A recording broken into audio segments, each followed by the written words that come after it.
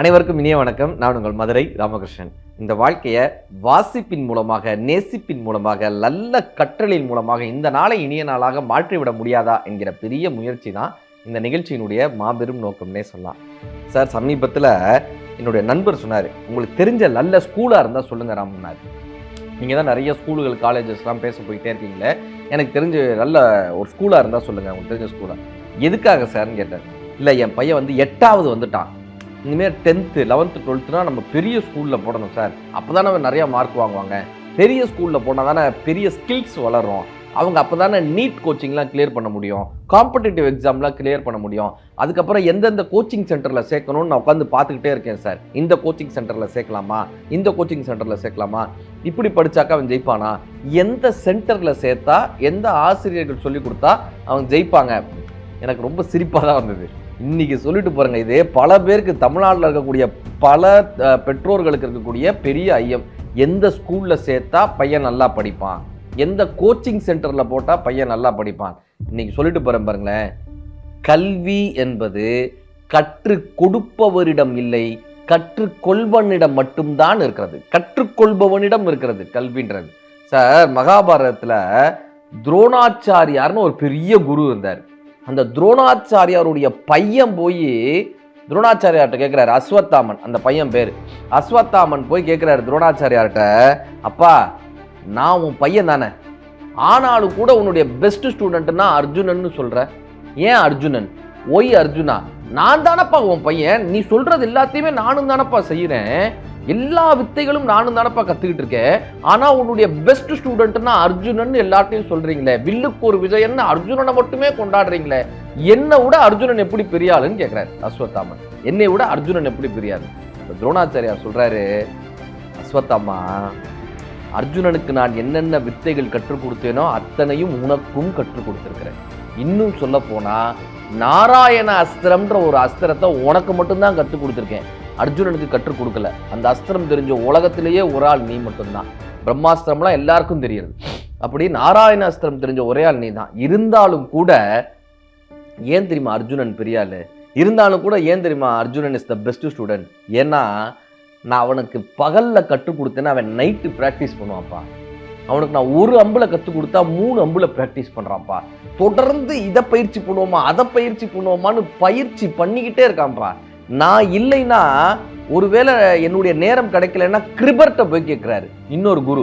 கிருபர்கிட்ட போய் கிருபர்கிட்டேருந்து என்ன கற்றுக்கலாம், இவர்கிட்டேருந்து என்ன கற்றுக்கலாம், அவர்கிட்டேருந்து என்ன கற்றுக்கலான்னு ஒவ்வொரு குருவாக தனித்தனியாக சந்தித்து இவர்களிடம் இதை கற்றுக்கொள்ள முடியுமா, இதுலேருந்து கற்றுக்கொள்ள முடியுமான்னு கற்றுக்கொள்ளுதல் தான் சிறப்பே தவிர கற்றுக் கொடுப்பவரை விட கற்றுக்கொள்பவர்கள் மேலானவர்கள்னு துரோணாச்சாரியார் கற்றுக் கொடுக்குறாரு. ஏன்னா எனக்கு தெரிஞ்சதை நான் சொல்லிக் கொடுப்பேன், இன்னொருக்கு தெரிஞ்சதை இன்னொருத்தர் சொல்லிக் கொடுப்பாரு. 5 பேர்கிட்ட இருந்து ஒருவன் வளர்ந்து வர்றான்ல, அவன் 5வரின் திறமையை உடையவன். இன்னும் சொல்ல போனால் உன்னை விட அர்ஜுனன் சிறந்தவனாக இருக்கிறான், அர்ஜுனனை விட ஏகலைவன் என்பவன் சிறந்தவனாக இருந்தான். ஏன்பா, நான் கற்றுக் கொடுப்பதற்கு ஆளே இல்லாமல் அவனே சொந்தமாக கற்றுக்கொண்டான், இயற்கையின் அறிவு கொண்டு கற்றுக்கொண்டான். இந்த இயற்கையவே தனக்கு துணையாக கொண்டு ஏகலைவன் கற்றுக்கொண்டான் இல்லையா? அப்படி கற்றுக் கொடுப்பவர்கள் இல்லை என்றாலும் கூட கற்றுக்கொள்ளக்கூடிய மாணவர்கள் இருந்திருக்கிறார்கள், அன்றும் இன்றும். எத்தனை கவர்மெண்ட் ஸ்கூல்ல சார், எத்தனை அரசு பள்ளிகள் இருந்து சார், எத்தனை பின்தங்கிய கிராமங்களிலிருந்து வந்த மாணவர்கள் சார். அங்க ஆசிரியர்கள் மிக குறைவாக இருக்கக்கூடிய ஆசிரியர்களிடமிருந்து கூட இவர்களிடம் இதை கற்றுக்கொள்ள முடியுமா, அதை கற்றுக்கொள்ள முடியுமா என்று பின்தங்கிய கிராமங்களிலிருந்து எத்தனை மாணவர்கள் சாதித்த மாணவர்களாக வந்தாங்க. நகரங்களில் எத்தனை மாணவர்கள் மதிப்பெண்கள் இல்லாமல் தோற்று போயிருக்காங்க. ஆக கற்றுக் கொடுப்பவர்களை விட கற்றுக்கொள்பவர்கள் சிறந்தவர்கள். படிக்கணும்னு நினைக்கக்கூடிய பையன் எந்த ஸ்கூல்லனாலும் படிப்பான் சார். படிச்சு நான் மார்க் வாங்குவேன்ற ஒரு பெரிய நினைப்பு இருக்கக்கூடியவன், நெஞ்சில தீயும் நெருப்பும் இருக்கக்கூடிய மாணவ மாணவியர்கள் எந்த இடத்தில் இருந்தாலும் சாதிப்பாங்க. மகாபாரத யுத்தம் நடக்குது, கிருஷ்ணர் விஸ்வரூபம் எடுத்து நின்னார்னு சொல்றோம்ல, விஸ்வரூபம் எடுத்து நின்னார்னா இந்த விஸ்வரூபம் எல்லாருக்கும் தெரியணும்ல சார், அர்ஜுனனுக்கு மட்டும்தான் தெரிஞ்சது.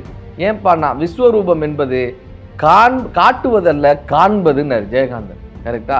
இப்ப அர்ஜுனனுக்கு ஏற்கனவே ஒரு குரு இருக்கார், துரோணாச்சாரியார் அப்படின்னு ஒரு குரு இருக்கார்.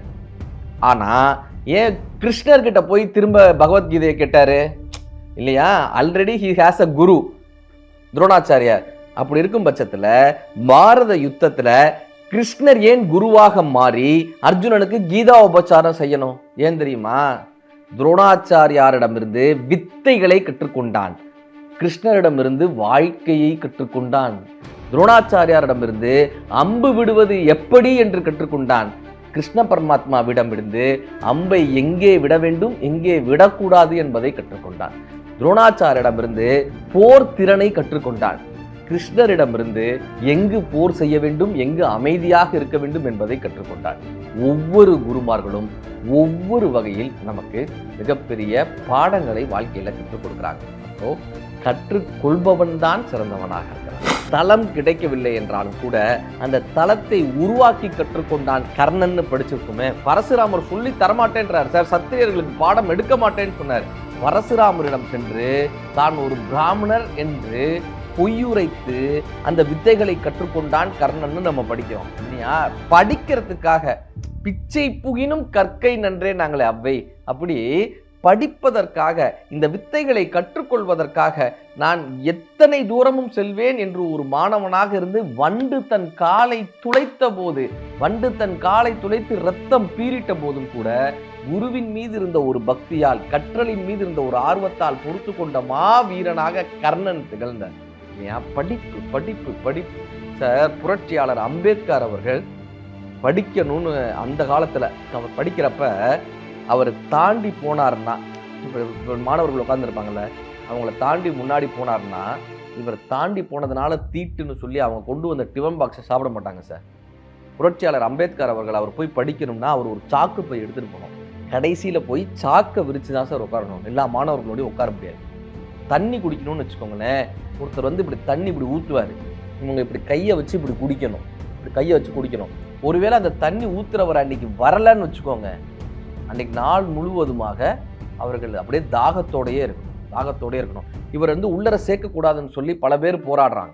பல பேர் வந்து அம்பேத்கர் அவர்களை உள்ள விடக்கூடாதுன்றாங்க. ஸ்கூல்ல எல்லாரோடையும் சேர்ந்து சமமாக உட்காந்து படிக்கக்கூடாது அப்படின்னு சொல்லி அவரை வெளியே அனுப்புறாங்க சார். ஸ்கூலை விட்டு வெளியே அனுப்புறாங்க. ஏன்? அவருடைய சாதி பெயரை சொல்லி, அவருடைய இனத்தின் பெயரை சொல்லி கல்வி அவருக்கு மறுக்கப்பட்டுச்சு சார். உள்ள வரக்கூடாதுன்னு சொல்லி மறுக்கப்பட்டுச்சு. ஆனா அம்பேத்கர் அவர்கள் என்ன தெரியுமா பண்ணாரு? அதே சாக்கு பையை எடுத்துட்டு படிக்கக்கூடிய மாணவனாத்தானே வரக்கூடாது, குப்பை அல்பவனாக வரலாமே என்று சொல்லி அந்த பள்ளிக்கூடத்துக்கு போய் குப்பை புறக்கிறவராக போய் ஓரமா நின்று பாடம் கவனிக்கிறாரு சார்.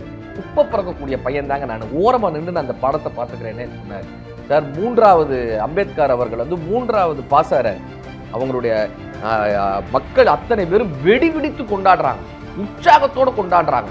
3வது பாஸ் ஆன ஒரு பையனை கொண்டாடுறாங்க சார் அத்தனை பேரும். இவர் கேட்கிறாரு, எதுக்குப்பா 3வது 4வது பாஸ் ஆனதுக்கு இப்படி கொண்டாடுறீங்க?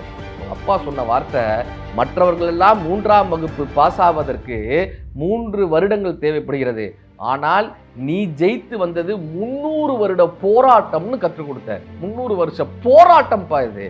யாரால வந்ததுன்னு? அவர்தான் கல்வி மட்டும்தான் ஒருவனுக்கு மிகப்பெரிய ஒரு ஆயுதம் என்று அத்தனை பேருக்கும் நிரூபித்து காமிக்கிறார் இல்லையா? கோடு போட்டு தடுத்தவன கோட்டு போட்டு தடுத்தவர் புரட்சியாளர் அம்பேத்கர் அவர்கள். நீ படிக்க கூடாதுப்பான்னு சொன்னதுக்காகவே எத்தனை தூரம் படிக்க முடியுமோ அத்தனை தூரம் படித்து தன்னுடைய வாழ்நாள் முழுவதும் கல்வி கல்வி கல்வி கல்வி கல்வி என்று கற்றலின் மூலமாகத்தான் ஒருவன் எழுந்து நிற்க முடியும் என்று நிரூபித்து காமித்தவர் புரட்சியாளர் அம்பேத்கர் அவர்கள். அப்படி கற்பு கொடுப்பவனை விட கற்பவனுக்கு இருக்கக்கூடிய ஆர்வம் தான் ஒருவனுடைய வாழ்க்கையை முன்னேற்றும். அதனால் இந்த பள்ளிக்கூடத்தில் சேர்த்தா நம்ம பையன் ஜெயிச்சிருவானா, இந்த டியூஷன் சென்டர்ல சேர்த்தா நம்ம பையன் ஜெயிச்சிருவானா? வள்ளுவர் சொல்றாரு, தொட்டனைத்து ஊரும் மணற்கேணி மாந்தர்தம் கற்றனைத்து ஊரும் அறிவு. படிக்க படிக்க உங்க பையன் மிகப்பெரிய மனிதனாக வருவாங்க. படிக்கக்கூடிய ஆர்வத்தை உங்கள் குழந்தையிடம் விதைத்தால் இந்த நாள் மட்டுமல்ல, உங்கள் குழந்தைக்கு எல்லா நாளும் வெற்றியான நாள் தான். நன்றி.